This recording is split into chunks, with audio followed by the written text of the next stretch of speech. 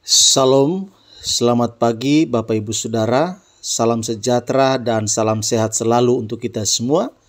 Berjumpa kembali dengan saya Yohanes Ratueda di channel kita bersama, channel Pendeta Yohanes RE. Bapak Ibu Saudara, pada kesempatan ini saya akan membagikan kebenaran firman Tuhan untuk kita semua. Namun sebelumnya marilah kita berdoa terlebih dahulu, memohon pimpinan Tuhan bagi kita semua. Kita berdoa.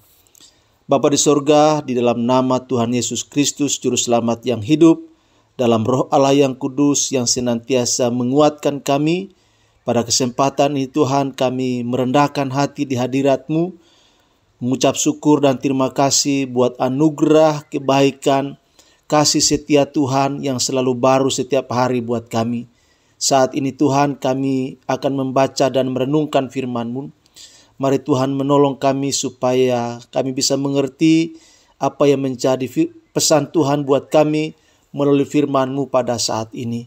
Supaya demikian kami bisa hidup di dalam pesan-pesan Tuhan untuk melakukannya dalam seluruh gerak kehidupan kami.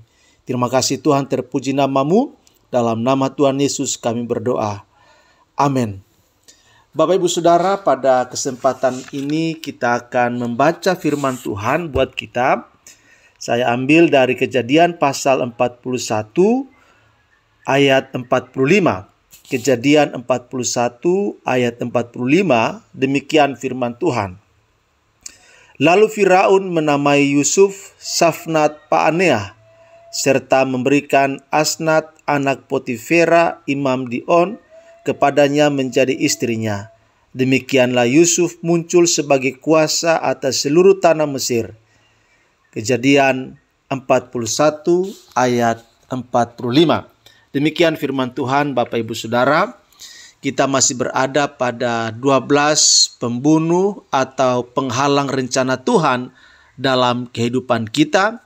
Episode yang ke-6 yaitu tentang terlalu sibuk dengan sakit hati. Terlalu sibuk dengan sakit hati menjadi salah satu pembunuh atau penghalang rencana Tuhan dalam hidup kita.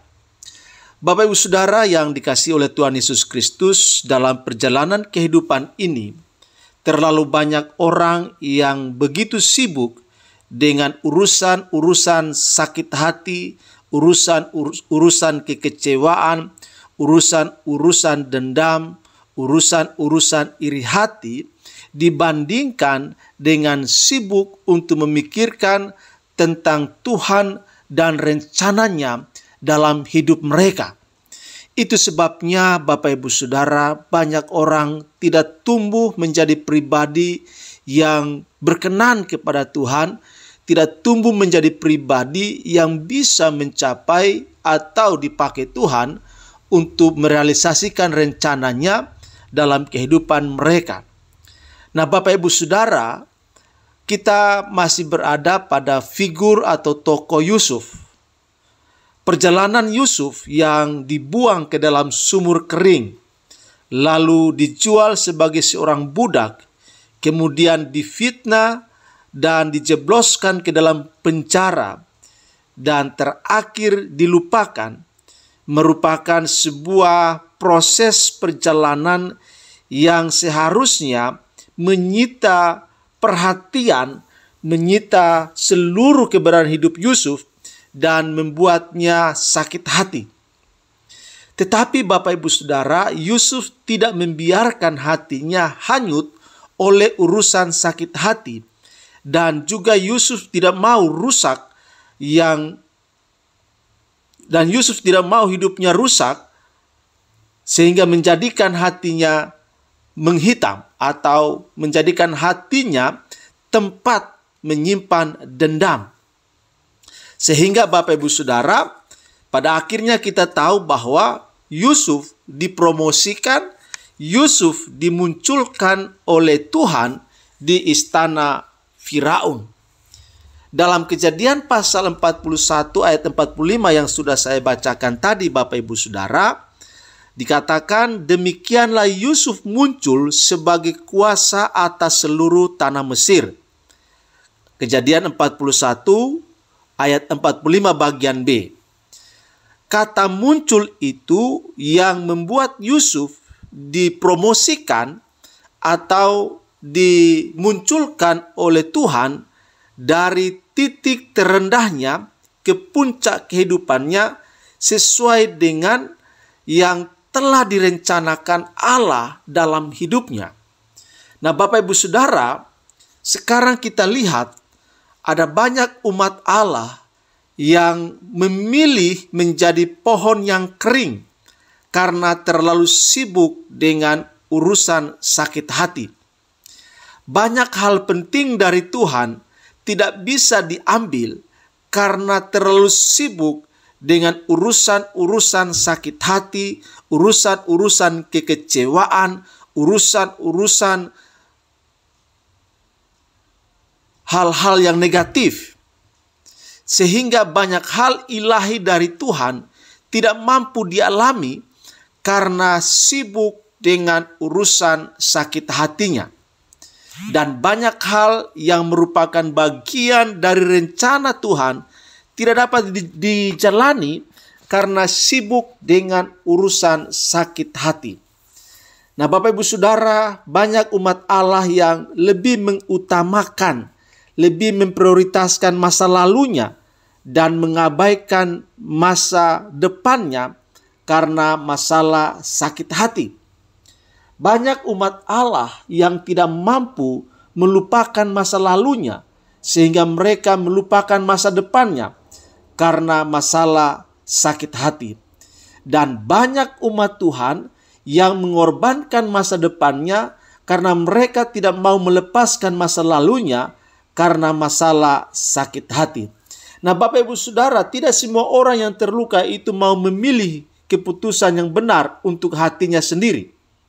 Seluruh perjalanan yang telah dilewati oleh Yusuf membuat kita mengerti bagaimana hidup di hadapan Allah, yaitu bagaimana kita menjadi seorang yang menguasai keadaan, bukan keadaan yang menguasai kita. Mengapa? Karena setiap orang yang pernah sakit hati,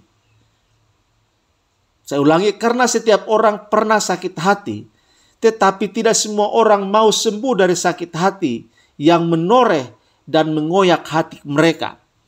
Karena setiap orang pernah dilukai, juga melukai orang lain, tetapi tidak semua orang mau melangkah untuk menjadi pribadi-pribadi yang mau dipulihkan, mau dibereskan, dan mau dibersihkan oleh Tuhan.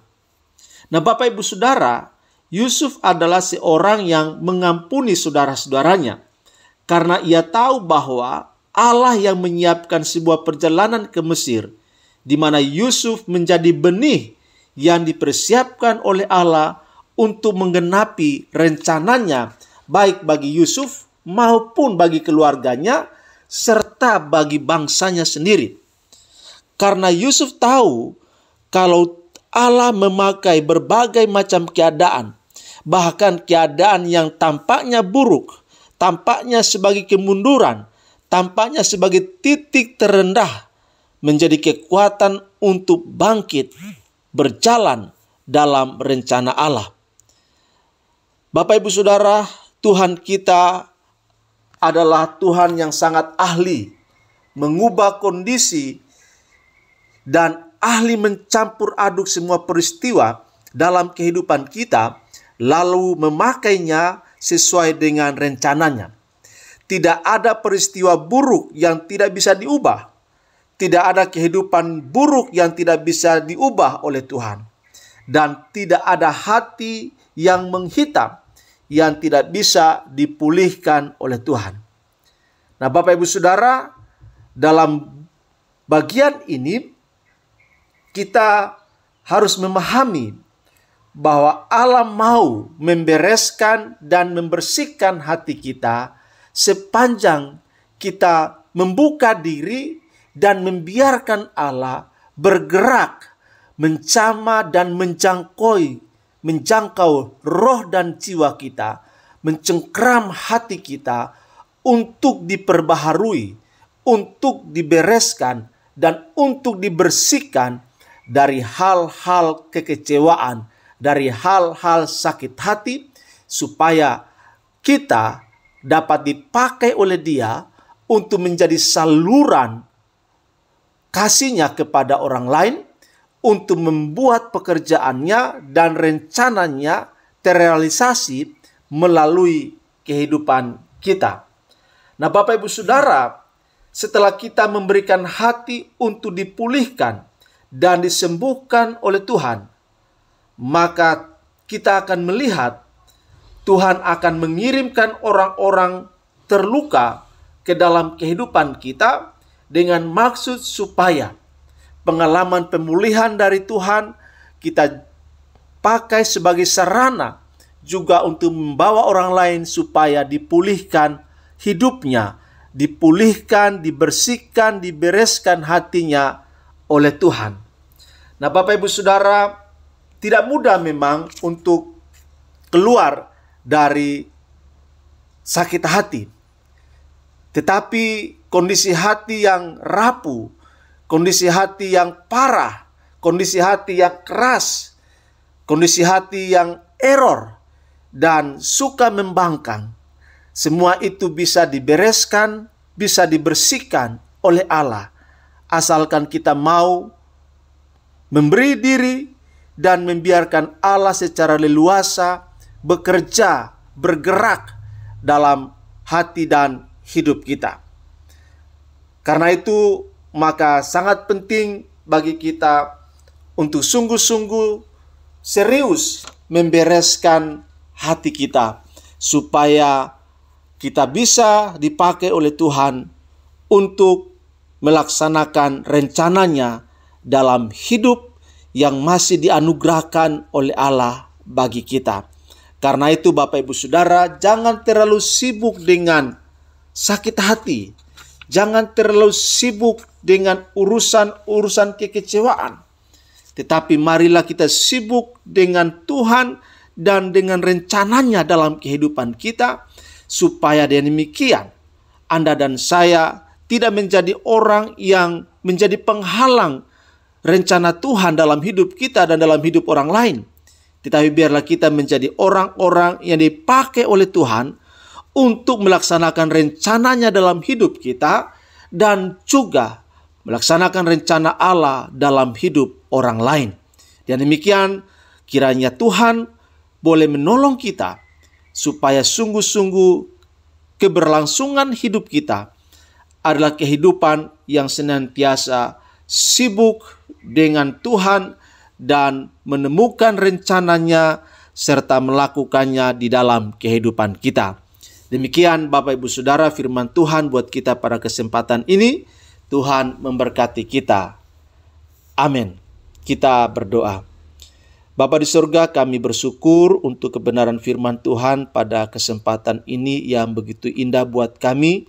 Mengingatkan kami supaya kami dalam hidup ini tidak sibuk dengan urusan-urusan sakit hati, tidak sibuk dengan urusan-urusan kekecewaan. Karena sakit hati dan kekecewaan itu merupakan pembunuh dan penghalang rencanamu di dalam kehidupan kami. Kami bersyukur untuk firman Tuhan yang mengingatkan kami supaya kami memutuskan untuk membiarkan Tuhan membereskan dan membersihkan. Terpuji namamu, dalam nama Tuhan Yesus kami berdoa dan bersyukur. Amin.